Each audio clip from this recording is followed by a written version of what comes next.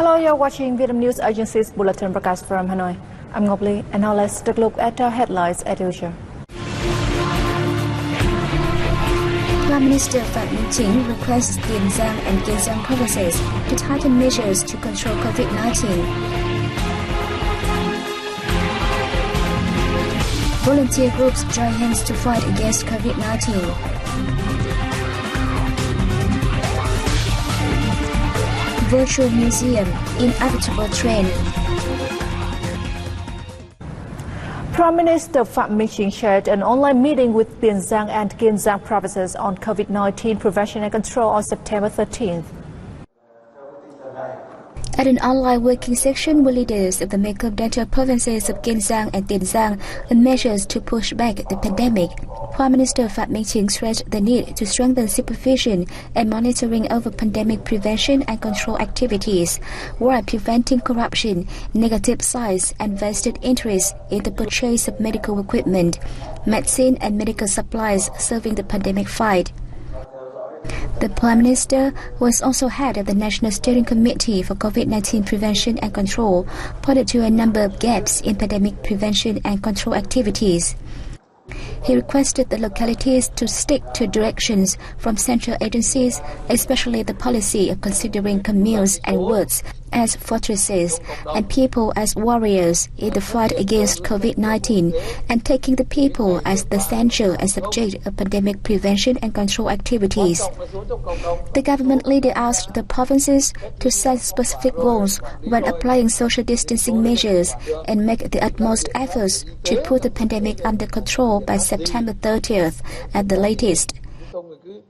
He reminded sectors and localities to strengthen communication activities to provide the people with information and knowledge in pandemic prevention and control. Regarding vaccine issues, the Prime Minister held that, together with efforts to buy and import vaccines, it is crucial to speed up the research of homegrown vaccines as well as the transfer of technology for vaccine production inside the country. He urged the Ministry of Health to continue allocate vaccines based on the real situation in localities, while ensuring safe and effective vaccination. The Ministry should also prepare vaccines for following years as well as vaccines for children, he asked. The 15th National Assembly Standing Committee opened its third session on September 13th, which is expected to last until September 22nd.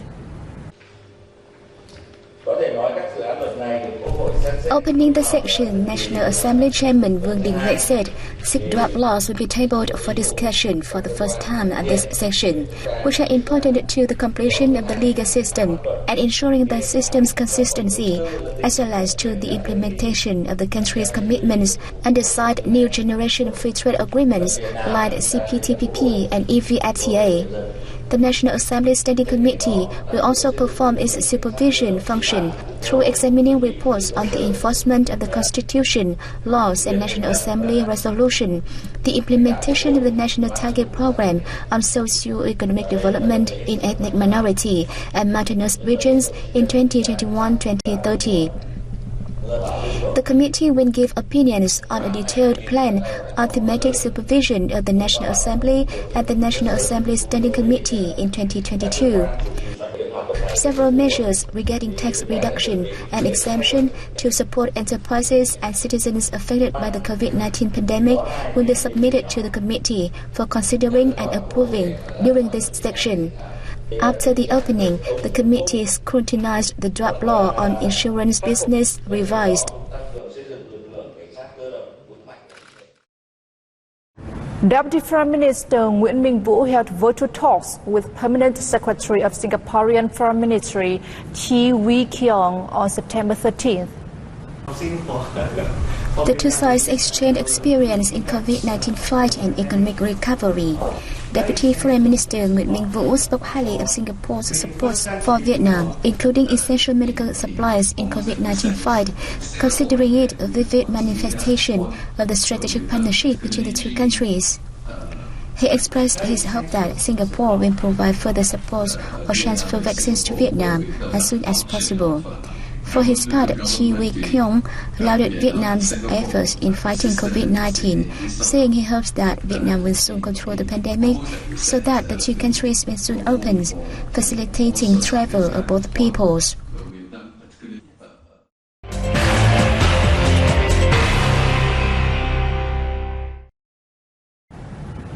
Vân Đồn International Airport of the northern province of Quảng Ninh on September 12th welcomed 345 passengers of two flights from the U.S.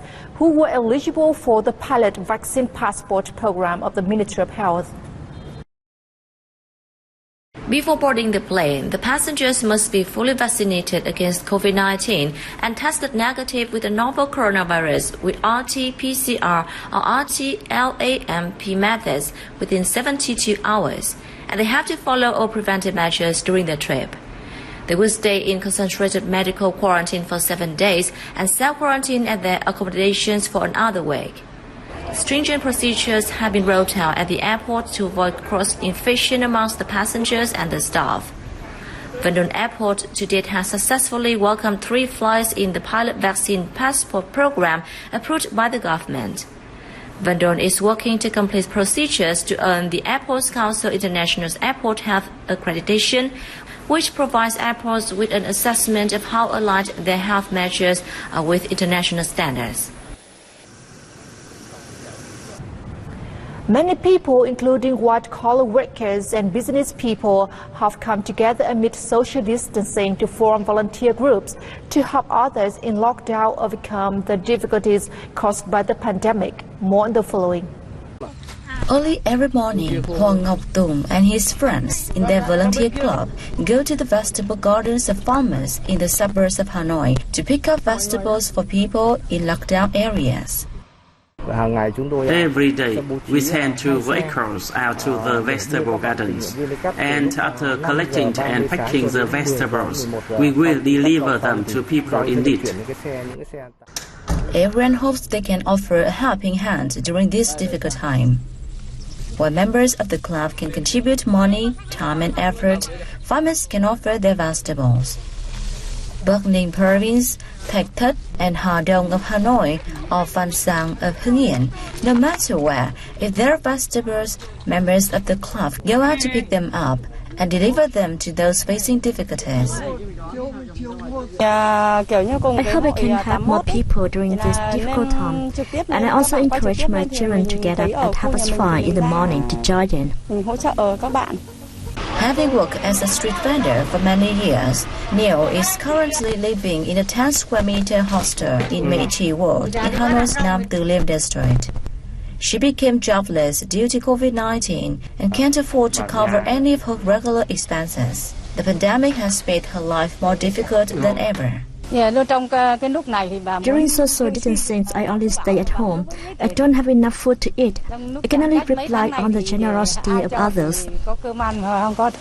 For more than half a month, the Red Cross Society of the whole district has regularly received fruit and vegetables from the club, which are then distributed to the needy in the locality. Members of the clubs are helpful and hardworking and go around to districts in Hanoi looking for vegetables, which are then sent to people in quarantine.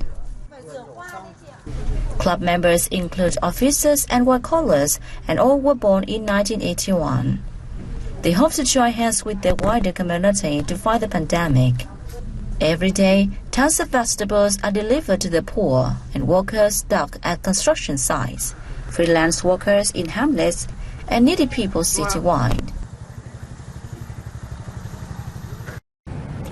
The U.S. Bloomberg has hailed Vietnam as a growth hotspot for branded residences in Asia in its recent article.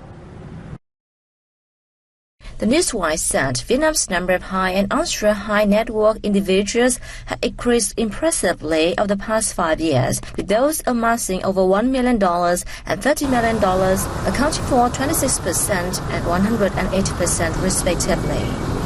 The growth arose from Vietnam's impressive economic growth. In 2019, Bloomberg said Vietnam was one of the fastest growing economies globally, with a growth of over 6% in 20 consecutive years. The South China Morning Post also wrote that Vietnam's property sector has been increasingly favored by international investors because of its stellar economic growth. The US-based hotel operator Marriott International is also making foray into Vietnam's branded residence segment. In early 2021, Marriott International announced the first branded residence project in Vietnam, Grand Marriott Saigon in the Street 1, Ho Chi Minh City. It also plans to embark on another branded Ritz-Carlton in downtown Hanoi in late 2023. The agroforestry fisheries sector posted a trade surplus of $3.3 billion in the first 8 months, a fall of 48.2% over the same period last year, according to the Ministry of Agriculture and Rural Development. The revenue from major agricultural products recorded a 13.6% growth to $13.9 billion, while forestry exports rose 42.7% to $11.2 billion, and aquatic products revenue increased 7.1% to $5.6 billion. The major export market of Vietnamese agroforestry fisheries products was Asian countries, which accounted for 41.5% of the market share, followed by America, Europe, Africa, and Oceania. The U.S. remained the biggest market of the sector, with consumption of $9.3 billion worth of the products, accounting for 29.1% of the market share. In the first 8 months of this year, Vietnam imported $28.8 billion of agroforestry fisheries products, up 44.1% year-on-year. The ministry said that in the rest of the year, it will continue to strengthen trade promotion to increase exports while supporting localities and businesses in exporting farm produce, coordinating with relevant agencies and representative officers abroad to get market forecast and applying online assessment on agricultural products.